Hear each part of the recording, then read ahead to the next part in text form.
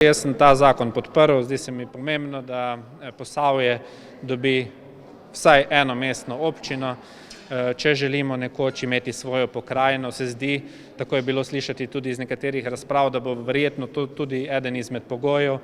In glede na to, da je pač na mizi Krško, občina Krško se je v zvezi s tem podvizala, hitreje speljala vse potrebne postopke, potem je prav, da je danes ta zakon tudi sprejet na koncu. Veliko je bilo sodelovanja že v tako imenovani regiji Posavje do sedaj, pričakujete tudi verjetno v prihodnje? Jaz pričakujem, da se bodo najprej seveda župani usedli za mizo, pogovorili v zvezi s tem.